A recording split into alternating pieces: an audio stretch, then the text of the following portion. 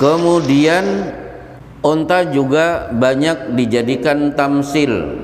Di antaranya adalah Rasulullah Shallallahu Alaihi Wasallam bersabda, sinfani min ahlil jannati lam arahuma.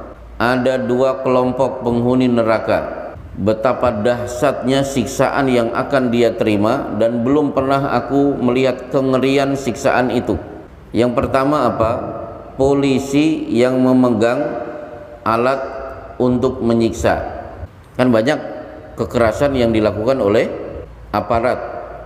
Yang kedua, nisaun kasiyatun ariyatun mailatun ru'usahunna ka'asnibatil bukhti.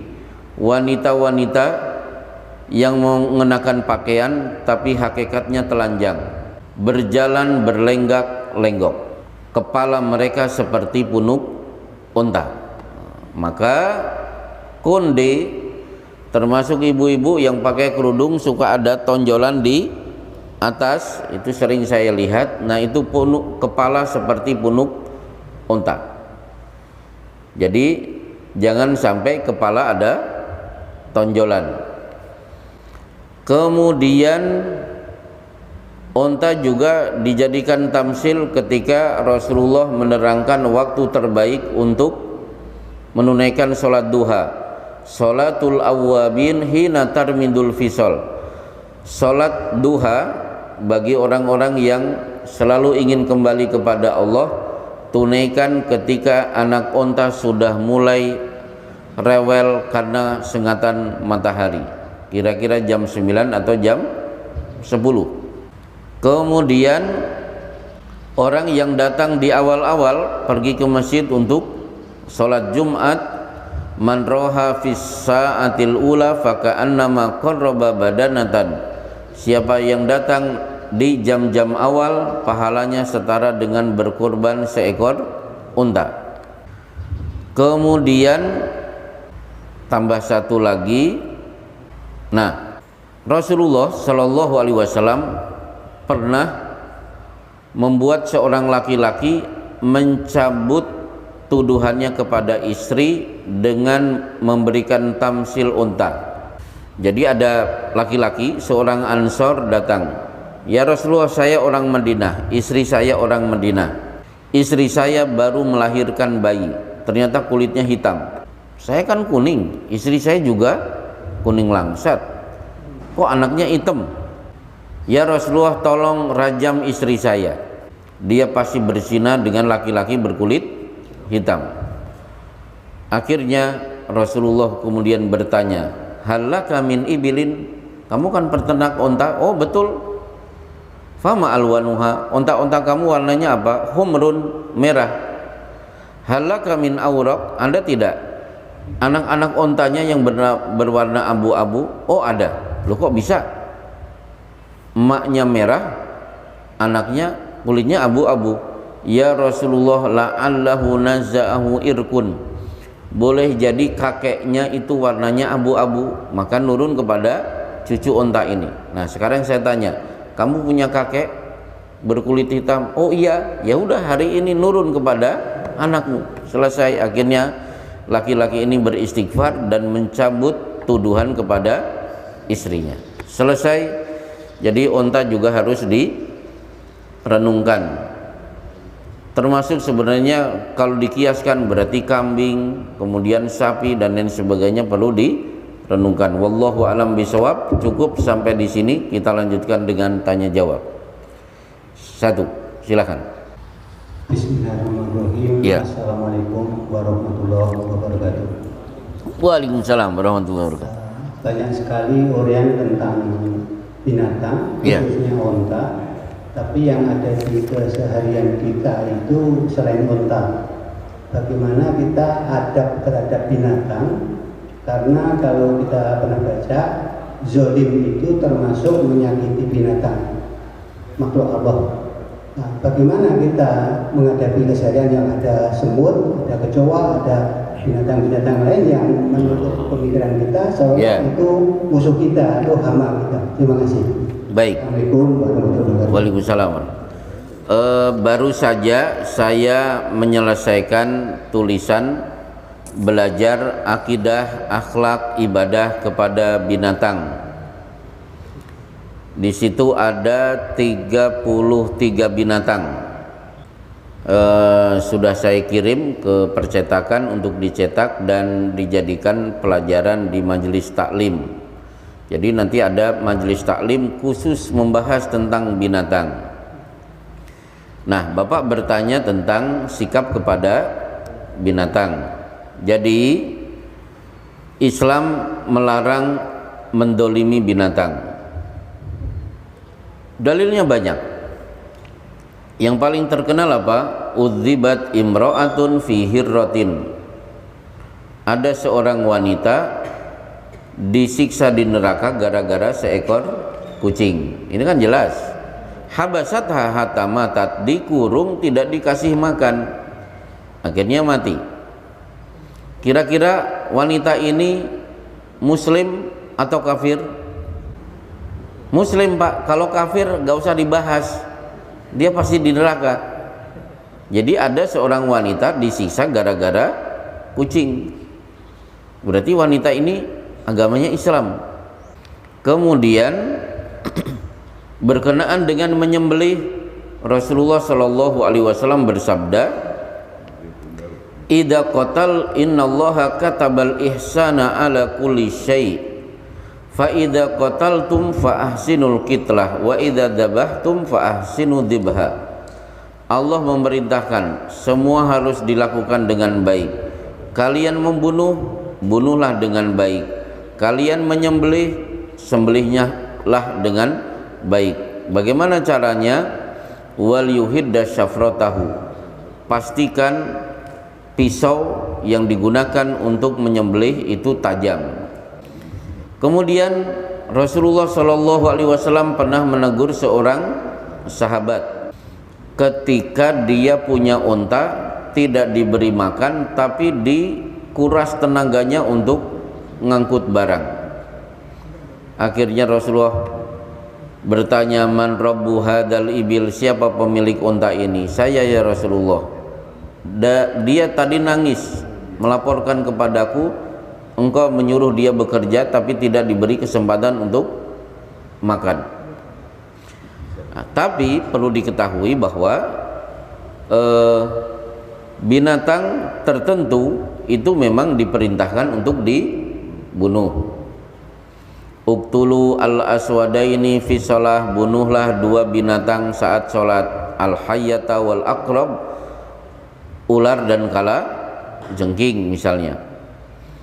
Berarti ular dan kala jengking tidak boleh dipelihara. Ini kalau Panji si petualang tahu, itu harusnya beristighfar, tobat, bukan memelihara ular, karena ular itu diperintahkan untuk dibunuh. Termasuk Rasulullah memerintahkan untuk membunuh cecak. Termasuk yang diperintah untuk dibunuh adalah al-kalbul akur, anjing rabies. Termasuk Rasulullah memerintahkan membunuh tikus. Akhirnya disimpulkan oleh Syekh Abdul Aziz bin Abdullah bin Baz, meskipun yang disebut cuma sedikit, tidak banyak, intinya semua binatang yang menimbulkan madorot boleh dibunuh. Rasulullah tidak menyebut nyamuk. Nyamuk tidak pernah ada perintah untuk dibunuh. Tapi menimbulkan madorot tidak menimbulkan madorot, berarti bunuh. Ya, baik. Pertanyaan kedua, silakan. Baik, jadi begini, dalam Islam ada hal-hal yang bisa dibuktikan di depan mata, ada yang sifatnya ya sudah terima apa adanya. Contoh apa? Contoh ketika perintah ibadah mahdoh, gak usah pakai logika. Loh, kenapa sholat subuh 2 rakaat, asar 4 rakaat? Itu tidak perlu pakai logika. Termasuk ketika seorang berwudu, Loh, kenapa cuci tangan dulu? Emang nggak boleh cuci kaki dulu? Nah, ini logika tidak boleh bermain. Biarkan dari sananya begitu, laksanakan. Kemudian, tapi ada juga dalam Islam sesuatu yang silahkan dicari, direnungkan, diteliti, itu diperbolehkan. Contoh misalnya ketika makan disuruh pakai tangan kanan, kalau cebok pakai tangan kiri.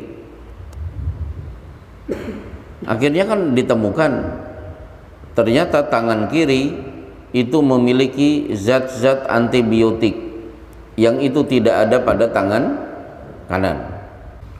Jadi kalau Bapak cebok bermuamalah dengan kotoran, kuman-kumannya langsung mati oleh antibiotik yang ada di tangan kiri. Sementara di tangan kanan mengandung enzim. Kalau Bapak makan kemudian masuk makanan itu, enzim juga ikut masuk, itu akan mempercepat pembusukan dan pencernaan yang ada di lambung. Maka kan betul, makan jangan dipegang-pegang karena besok nanti akan basi, kan begitu, karena memang ada enzim yang mempercepat pembusukan.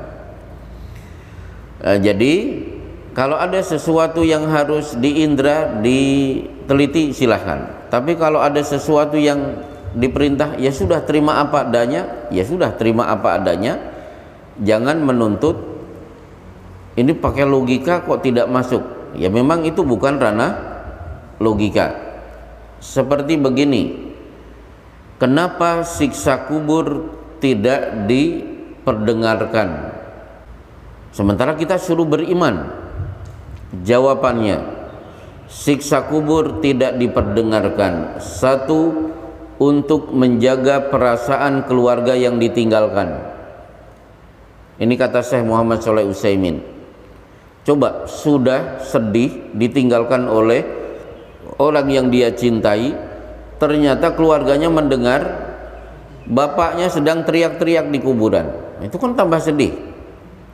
Yang kedua, untuk menjaga kenyamanan orang yang hidup. Saya yakin kalau siksa kubur diperdengarkan, orang yang rumahnya dekat kuburan itu pasti nanti pindah. Gak bisa tidur, saya teriak-teriak tiap malam mendengar. Tiga, untuk menutupi aib si mayit.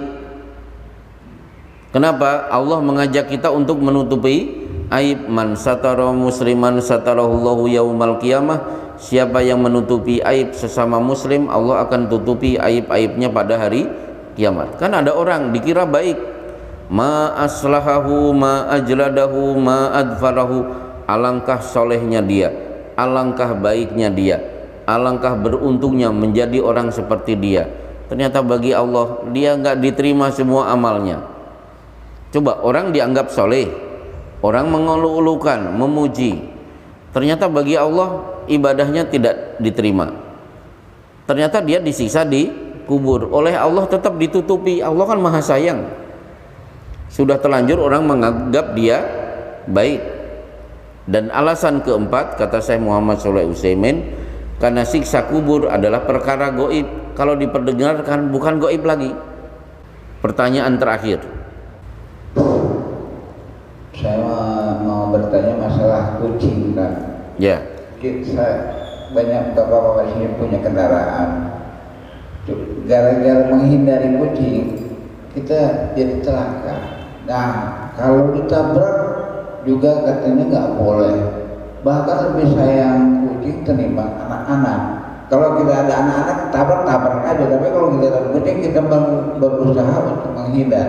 Setelah mati, bahkan banyak orang dikubur, dikasih kain kafan atau kaos, dibacain doa. Bagaimana hukumnya, kan? Oh gitu. Baik. Yang pertama, banyak yang punya persepsi memelihara kucing itu sunnah Rasul. Ini saya luruskan. memelihara kucing itu hobi pribadi Abu Hurairah. Dah ya. Jadi Abu Hurairah nama aslinya Abdurrahman bin Sakhr. Namanya Abdurrahman.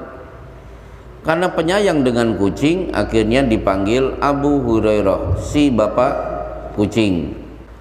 Jadi bukan sunnah Rasul dan tidak ada perintah untuk memelihara kucing. Kalau anjuran memelihara binatang itu kambing malahan.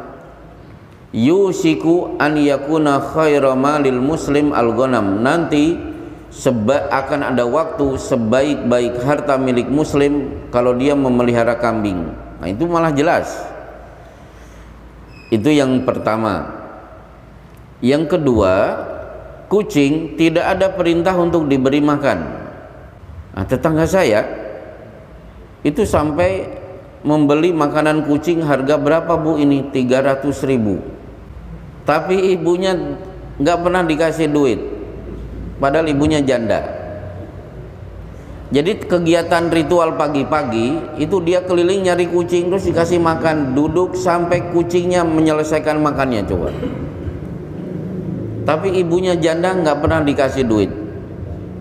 Nah itu salah. Mana dalilnya? Tadi Rasulullah bersabda tentang kucing yang dikurung, la hiya tarakatha ta'kulu min khasasil ardi. Kucing itu dilepaskan, insya Allah dia sudah bisa mencari makan sendiri. Mendingan cari orang miskin, kasih. Karena kucing tidak dikasih makan, insya Allah bisa mencari makan sendiri. Justru kucing kalau dikasih makan nanti manja, maunya itu, yang lain udah gak doyan lagi. Nah kemudian harus kita ketahui bahwa manusia makhluk lebih mulia daripada kucing. Itu pegang erat-erat. Kasus kan banyak tabrak lari. Tapi tetangga saya masya Allah sudah mau pergi ke kantor, mobilnya ngelindes kucing, langsung diberhentikan, bajunya harus dicopot, akhirnya pakai kaos sangsang. Untuk apa? Jadi kain kafan si kucing, langsung diminta duit biaya selawatan kucing. Berarti kucing lebih mulia. Nah sekarang bapak sedang nyetir, ada dua kemungkinan, saya nabrak kucing atau saya menghindari kucing, tapi nanti mobil saya akan nabrak trotoar.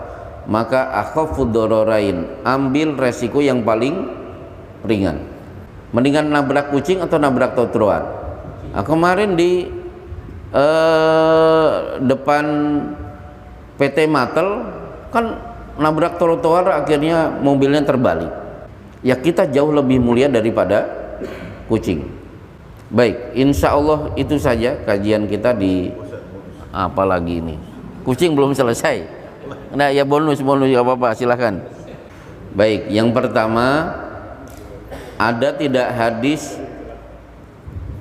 lalat masuk ke kopi? Dulu zaman Rasulullah belum ada kopi. Oh susu kayak ya udah. Kan bapak nyebutnya kopi. Ya hadisnya begini, idza waqa'adz dzubabu fi syarabi ahadikum falyagmishu. Apabila ada lalat masuk ke dalam air minum kalian, tenggelamkan. Tsumma liyatrahu, kemudian dibuang. Fa inna fi ahadi janahaihi da'un wa fil akhari shifaun. Karena satu sayap mengandung kuman, sayap kedua mengandung obatnya. Jadi hadis ini bapak harus percaya. Alhamdulillah saya disuguhi sirup es jeruk sedang haus-hausnya. Tiba-tiba laler hijau lagi. Dah bismillah, saya percaya dengan hadis Rasulullah, saya tenggelamkan, saya buang, saya minum sampai habis. Ternyata orang yang melihat ada yang hampir muntah. Nah, berarti dia belum percaya kepada hadis Rasulullah SAW. Kenapa enteng saya? Karena ada banyak perintah yang jauh lebih berat. Mana yang lebih berat? Perintah Ibrahim untuk menyembelih Ismail dengan perintah minum air yang tadi kecemplung lalat. minum air yang tadi kecemplung lalat jauh lebih ringan daripada perintah menyembelih anaknya sendiri. Saya enteng, minum aja. Karena Rasulullah itu as-shadiq wal masduq, orang yang bisa dipercaya 100%. Kemudian orang tidak mungkin jatuh ke lubang yang sama untuk kedua kalinya, itu bukan hadis tapi ungkapan. Kalau hadis berbunyi man hafara hufratan waqa'a fih, siapa yang menggali lubang dia akan terperosok ke dalam lubang itu sendiri. Itulah yang dilakukan oleh Abu Jahal. Rasulullah biasa lewat mana? Nah, akhirnya bikin lubang, kemudian sedikit ditutup. Ternyata Rasulullah tidak lewat situ. Abu Jahal kesel, dia lupa bahwa di situ ada lubang. Akhirnya dia terperosok ke dalam lubang itu, sampai akhirnya Rasulullah bersabda, man hafara hufratan waqa'a fiha, siapa yang menggali lubang dia yang akan terperosok ke dalam lubang yang dia bikin. Baik, kita lanjutkan di pertemuan-pertemuan yang akan datang. Wassallallahu ala Muhammad wa ala alihi washabbihi wasallam. Assalamualaikum warahmatullahi wabarakatuh.